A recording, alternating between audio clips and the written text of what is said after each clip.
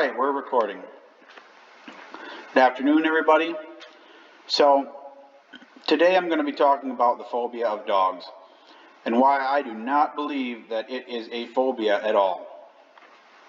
Now, this video, it strays into territory that has already been covered by some of the other anti-dog channels, but it's like I hate dogs, like he said in his latest, one of his latest live streams, that the more people who cover a particular topic, as long as they're not going over the exact same details, multiple people have multiple takes on it, and the more people who do something in a short time, the more it gets covered, the better.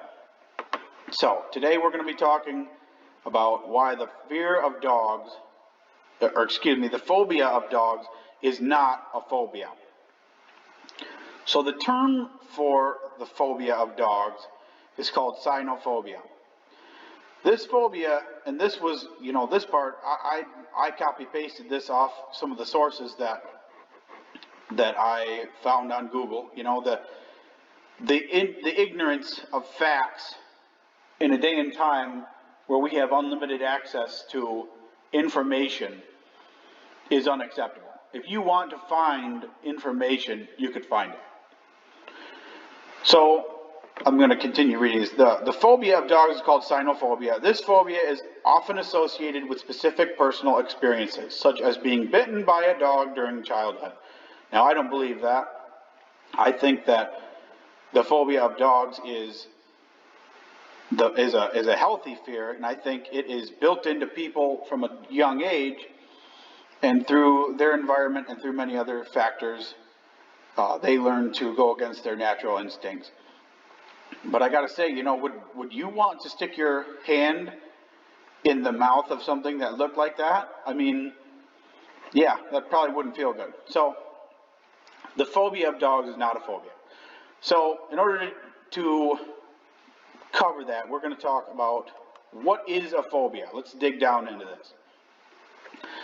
So the term phobia is defined as an irrational fear of something that is unlikely to cause harm. The word itself comes from the Greek word phobos, which means fear or horror. Hydrophobia, for example, literally translates to fear of water. When someone has a phobia, they experience intense fear of a certain object or situation. So, you look at this example here. These are some of the top phobias that are the most common amongst the general public across the board. If you look at the top-rated fears, one of them is the fear of water. Now, the fear of water could be different from one person to another. What the heck? I swear this place is haunted sometimes. The fear of water could be determined as a whole different number of things. Maybe somebody isn't afraid of drinking a glass of water, but maybe they're afraid of taking a shower.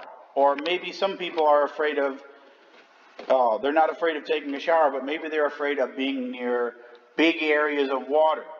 The fear of water could be different. But the fear of dogs is pretty clean cut. Like, the fear of dogs is the fear of dogs. The phobia of dogs. Now, I don't believe that that's a phobia. A phobia is an irrational fear. Something that you shouldn't waste your time concerning yourself of being afraid of that thing. Now, let's discuss this. So, why do we fear things? It is programmed into our nervous system, and it works like an instinct. From the time we are babies, we are equipped with the survival instincts necessary to respond with fear when we sense danger or feel unsafe. So, fear helps protect us. It makes us alert to danger and prepares us to deal with it. So, fear and phobia are not the same thing. Fear is part of your survival instinct. We as humans do not number in the 7 billions because we are not good at surviving, right? The humans have been around for, a very, very long time. And we are intelligent. We have conquered this world. We have explored this world. And we do not number in the 7 billions because we're not good at surviving. Take note, though, here, like I said, there is a huge difference between a fear and a phobia. So what's the difference? To know the difference, we got to discuss, how does your brain and your body work together to ensure your survival? So this diagram here is of the different parts of your body that respond to fear. When you get scared, fear hormones circulate through the bloodstream to all cells of your body. All cells of your body. So your whole body is programmed from the time you are born to survive. The effect of adrenaline increases your heart rate. It increases your breathing rate. It dilates your blood vessels to the lung and muscles. So your eyes get wider. Your mouth dries up and your digestion slows down. That's another thing that I Hate Dogs talked about. How a dog's fear of something that they perceive as danger can be overcome by food. Because dogs are more preoccupied with food than with surviving. That's not the case with human beings. And it just pays homage to our intelligence level. The amygdala of your brain reacts to a threat. The hypothalamus in your brain reacts to the nervous system. It releases adrenaline. The adrenal cortex releases cortisol for continued alertness. Now, I don't know if any of you have ever had a near-death experience or experienced a situation where your life was in severe danger.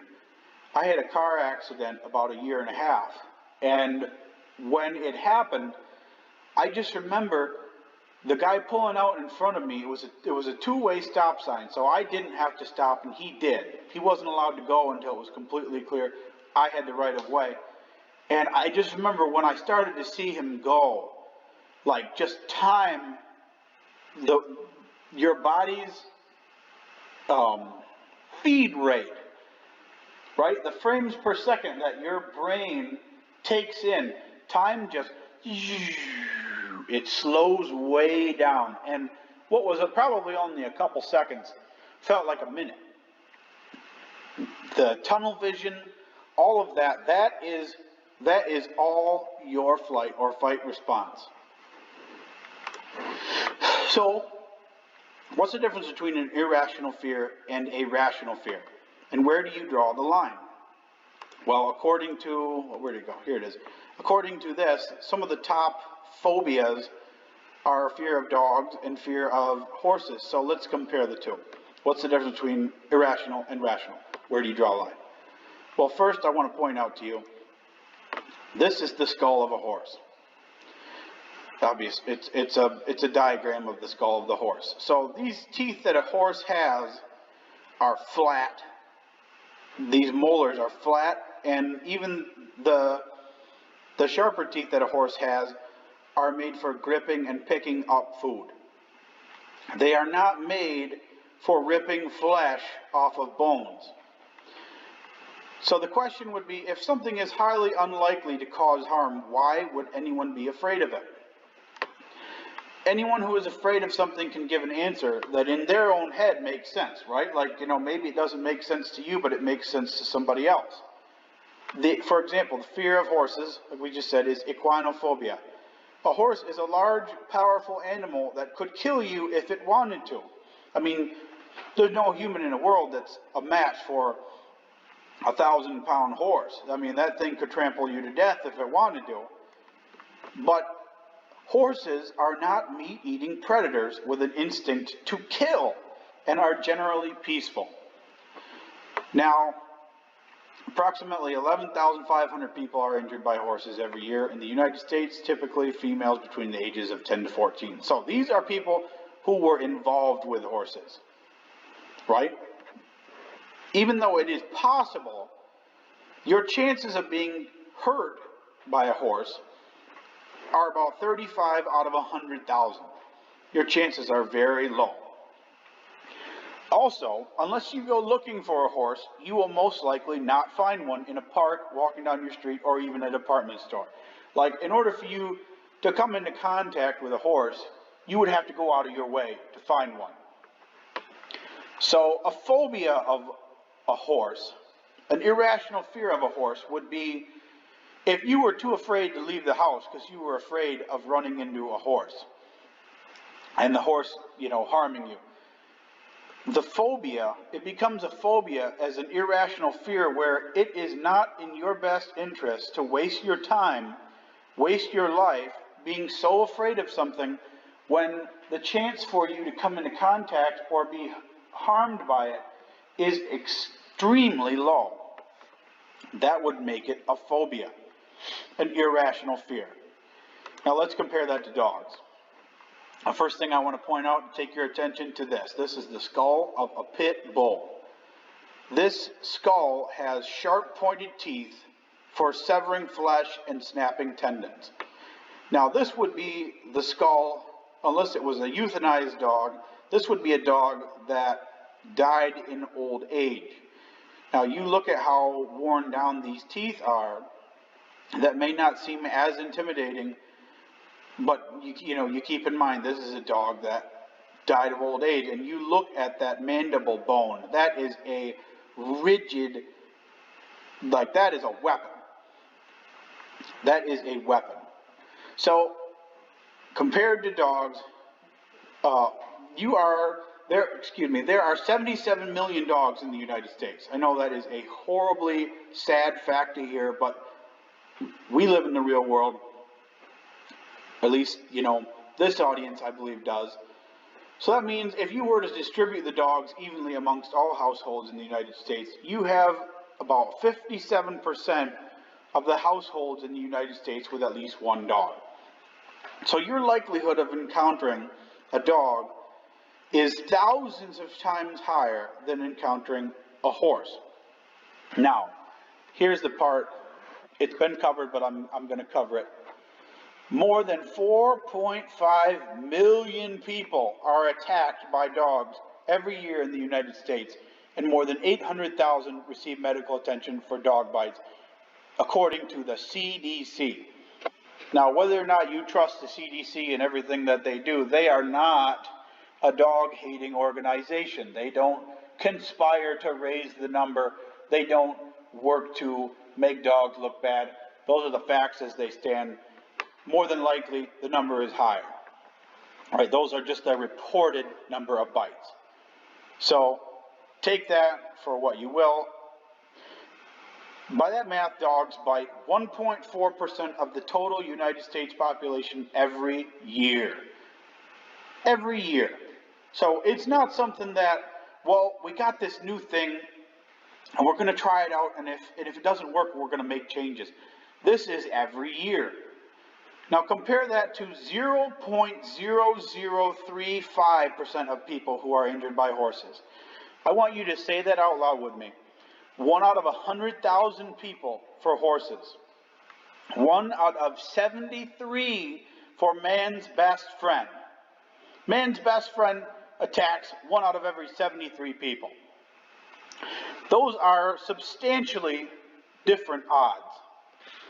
Out of all the dog attacks that occurred, pit bulls were responsible for the highest percentage of reported bites across the studies, followed by mixed breeds. That's just code word for pit bull mix. And German shepherds. Mixed breed dogs and pit bulls were found to have the highest relative risk of biting, as well as the highest average damage per bite. Now that's a big deal, because the difference between getting a nip from a Chihuahua, you probably wouldn't report that. The difference between getting a nip from a Chihuahua and having a pit bull that bites down and does not release, that's a big difference. So people want to point out, and I hate pit bulls more than any other dog. People want to point out how the pit bulls are so misunderstood, and I'm like, well, no, I think I understand pretty well. you want to point out the fact as a pit bull owner that, oh, well, the Chihuahuas are the ones you got to watch out for because they bite a lot more often. Well, even if they do bite more often, pit bulls are capable of causing incredible damage, whereas Chihuahuas and Pomeranians and little ankle biter pieces of crap dogs are not capable of causing the same damage to adults, that is. There have been babies and children that have been severely injured by smaller dogs, and that's why they're still not okay. No dog is okay. But especially these pit bulls and larger dogs, that's something that I don't understand why anybody would take a look at this and go, I'd like to sleep in the same home as that. I'd like to leave my door unlocked and have this monster in the home with my children. This thing right here, this thing is family. It's equivalent to my child. But moving on. Is it a phobia to be afraid of something that can send you to the hospital or kill you? Like, you look at this, right? You want to stick your hand in there? You want to put that in the same room with your children? Like, if you own a large dog, I don't care how much you love it or how much you think that it loves you. Just say it out loud. This thing lives in my home, and if it wanted to, it could kill me. It could end my life, and there would be nothing that I could do to stop it. Okay, so the only reason the dog nuts can move past their fear and suppress their natural instinct to hate dogs is because of the brainwashing they have received from either their upbringing, their environment, like TV, news, friends, family. Dogs are absolutely everywhere. Try watching, 15 minutes of a show, and they get to the commercial, there's a dog. You get to any part of the movie, more than likely, if it deals with humans, there's going to be a dog somewhere in the movie. Dog nuts have been brainwashed by their environment. A dog, you got to keep in mind, dogs are they're animals. They are not people. I've said this to people because I'll see them rolling down the road in their car. They got their family and they got the dog in the seat. And my wife thinks it's kind of funny, but I'll say out loud to myself, as we're passing by, I'll say out loud to myself, I got to take my dog everywhere with me. My dog is a person. Like, they think their dog is a person. They think their mutt has feelings and thoughts and an imagination. They put their worthless mutt on the same pedestal as their own children. And that is what pisses me off more than anything else. The diseases and the attacks and all the other negative things withstanding, if you put a filthy, worthless, frickin' diseased animal, a vicious diseased animal. Not only is this animal diseased, it is a vicious animal. And you put that thing on the same platform as your flesh and blood. How frickin' dare you? You should have your children taken away. This monster, this thing can kill you, and you want it to sleep in the same bed as your children. Okay, back to the topic. I'm really ranting here. It's been bad lately, folks. Dog owners feel like their dog, back up. Dog is an animal that, like any other animal, a mutant I should say, is going to look for food to stay alive. Right? Dogs have a very aggressive food drive. And when they see that you, as their owner, provide food, they will leech onto you and will defend that food source with their very life. Therefore, dog owners feel like their dog is so dedicated to them and loving to them and accepting of their flaws. Like the common thing that dog nuts put forward, my dog doesn't judge me. My dog loves me no matter what. In reality, you are manipulating this animal, this mutant's natural instinct to protect its food into loyalty to you. So it usually won't attack you as its master. However, as shown clearly by the number of attacks, dogs still have the instinct to attack, to kill, and hunt and prey on weaker outliers, the elderly and children, to name just a few. Just as in nature, the weaker, feeble, injured prey animals are the ones who get killed and eaten. So, the final word on this, even though dog attacks are not uncommon, they're not rare, they're not unlikely. If you get attacked by one, especially by a worthless, vicious bully breed with destructive jaws, what you are faced with is having your flesh ripped apart. So, I would ask anybody who wants to label this as a phobia, is being afraid of something that happens to 1 in 73 people is deadly, and you have little to no way of preventing it, irrational? Like if 1 out of every 73 people died of COVID, that would be the end of the human race. The answer, though, is a resounding no. It is not irrational to be afraid of dogs. If you grew up with that pit of your stomach feeling like I did, that pit of your stomach fear feeling when dogs came running up on you, that means your natural instincts were working. That means that you were listening to your instincts, your gut feeling, and realizing that a large meat-eating carcass scavenger does not belong in your home, especially around your children. So, if anybody is judgmental of you for being afraid of dogs, and they want to call you a dogophobe, or they say stuff like, oh, did a big mean doggy bite you when you were a kid? You can throw these facts in their face. If 1 in 73 people was struck by lightning every year, people would be doing something about lightning. If 1 in 73 children were killed in a school shooting, they would stop what they were doing, and everything else would get put on hold to confiscate weapons or to re-examine the mental health system, which, re-examining the mental health system, that's a whole totally different can of worms. Everybody freaking knows that it's all screwed up. It's all screwed up. And, the fact that dog ownership is as it is just a testament to how freaking messed up the mental health is in this country. The whole world, really, but especially this country. But to the final word here, I'm almost done. The idea that the fear of dog is a phobia, I would just ask you, if 1 in 73 people are attacked by worthless mutts, would that be something that is uncommon? 1 out of 73 compared to 1 out of 100,000. The odds are not in the dog nut's favor. And if we want to win this war, we need to use facts.